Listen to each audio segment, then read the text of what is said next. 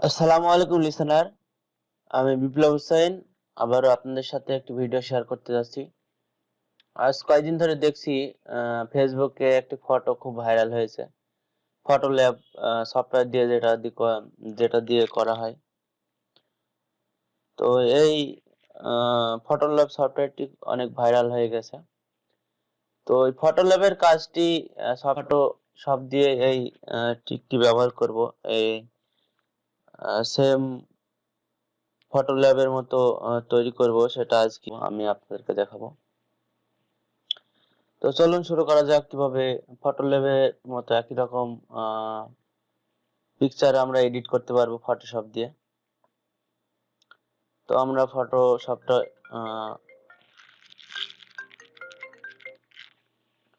Open করলাম। তো আমরা প্রথমে একটি নিউ ডকুমেন্ট নিলাম। 800 নিয়েছি আমি যেরকম।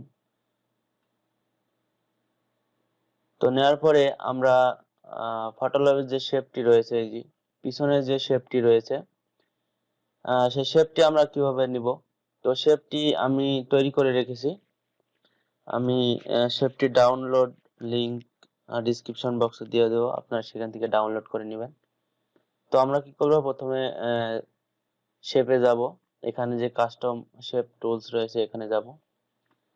যাওয়ার পরে আমরা এখানে ক্লিক করব। আমার এখানে নেওয়া রয়েছে। তো আমরা কিভাবে একটি ইনপুট করব সেটা আমি দেখাচ্ছি আপনাদেরকে।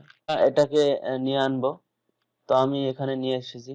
আমি যে ফাইলটা ডিসক্রিপশন বক্সে দিয়ে দেব, সেটা আপনারা ডাউনলোড করে নেবেন।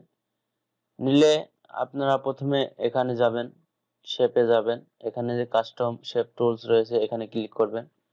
করার পরে এরকম একটা অপশন আসবে, আমরা এই অ্যারো চিহ্নতে ক্লিক করব। আমার এখানে নেওয়া আছে সেজন্য দেখাচ্ছে।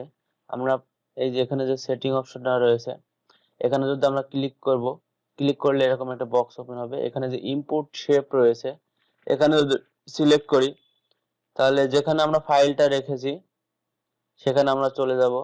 তো ডাউনলোড করা ফাইলে চলে যাব। এখানে যে বিপ্লব নামে যে ফাইলটা রয়েছে এখানে যদি আমি সিলেক্ট করে লোড দিই, তাহলে শেপটা এখানে চলে আসবে। প্রথমত এরকম হয়ে থাকবে। এখানে দেখেন প্রথমে আমার এই ফাইলটা নেওয়া ছিল, পরে আমি আবার ইনপুট করলাম, এখানে একটা 2 নামে একটা ফাইল অটোমেটিকলি চলে এসেছে। তো আমরা যদি এটা ওপেন করি তাহলে আমরা এই শেপটা দেখতে পাচ্ছি। এটাকে সিলেক্ট করে আমরা শিফট বাটনটা প্রেস করে আমরা যদি টান দিই তাহলে দেখতে পাচ্ছেন শেপটা তৈরি হয়ে গেল। তো আমরা শেপটার কালার আমরা চেঞ্জ করব। এখানে ডাবল ক্লিক করব, পরে এখান থেকে একটি কালার দিব। তো আপনারা চাইলে ব্যাকগ্রাউন্ড কালারটাও চেঞ্জ করতে পারেন। তো ব্যাকগ্রাউন্ড কালারটা চেঞ্জ করতে হলে আমরা ব্যাকগ্রাউন্ড কালারটা আনলক করে নিব। নেওয়ার পরে এখানে যে অপশনটি রয়েছে এখানে ক্লিক করলে এখানে সলিড কালার, এভাবে আপনারা ব্যাকগ্রাউন্ডটা চেঞ্জ করে নিতে পারবেন। তো আমি ব্যাকগ্রাউন্ডটা চেঞ্জ করে নিচ্ছি।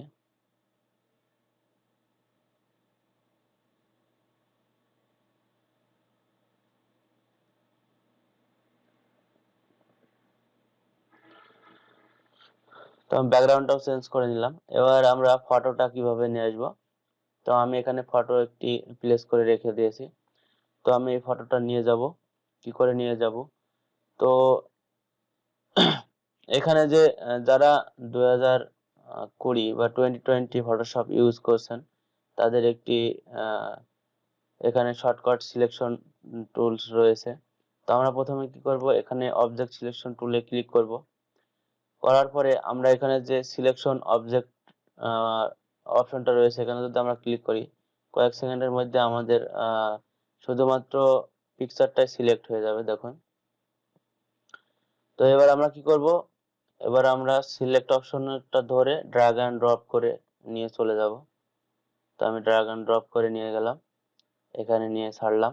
তো আমি কন্ট্রোল টি মেরে ট্রান্সফর্মটা অন করে এটাকে বড় করে দিব।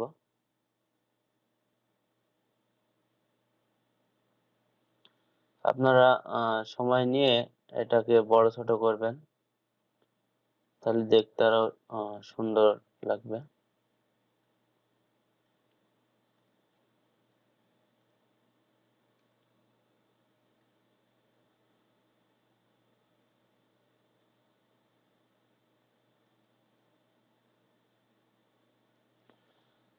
তো এবার আমরা কি করব, ক্লিপিং মাস্ক করব। তো আমরা দুইভাবে ক্লিপিং মাস্ক করতে পারি।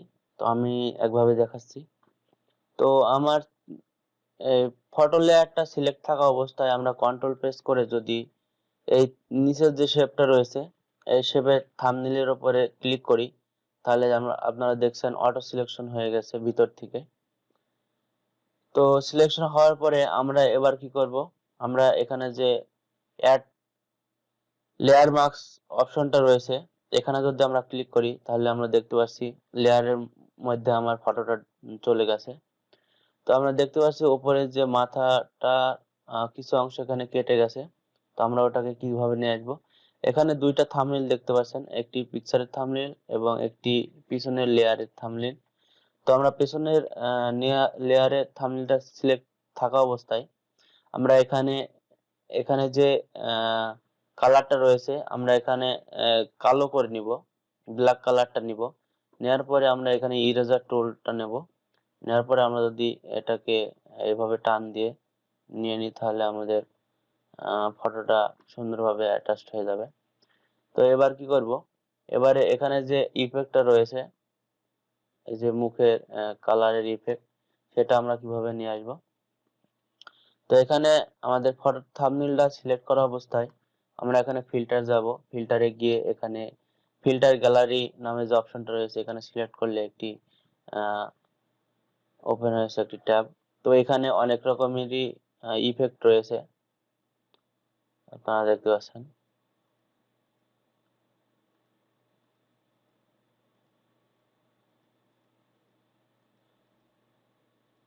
তো আপনার যেটা ভালো লাগে সেটা আপনি এখানে দিয়ে রাখতে পারবেন।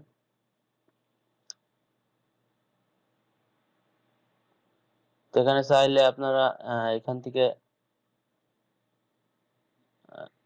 এই যে এখানে যে ফিল্ম গেইনার রয়েছে এখান থেকে আপনারা এটাকে মডিফাই করতে পারবেন।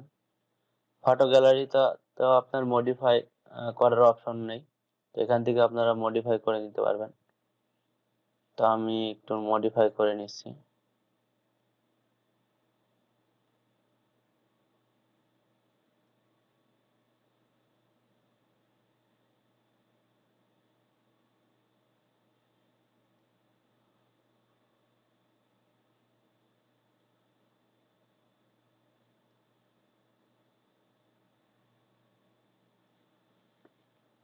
তো আমি এখানে ওকে করে দিব। দেখুন সেম কাজটা আমরা ফটোশপ দিয়ে করে নিতে পারলাম। তো এবার জাস্ট সেভ করবেন।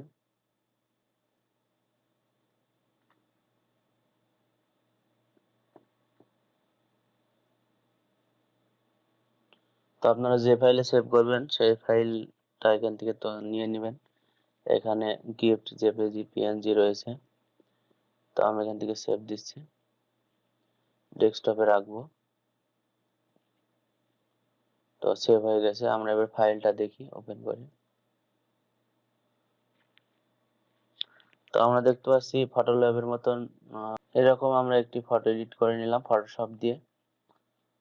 তো আশা করি ভিডিওটা সবার ভালো লেগেছে। আর যদি ভিডিওটা ভালো লেগে থাকে তাহলে অবশ্যই লাইক, কমেন্ট এন্ড শেয়ার করবেন। আর সাবস্ক্রাইব করতে একেবারেই ভুলবেন না। তো ধন্যবাদ সবাইকে।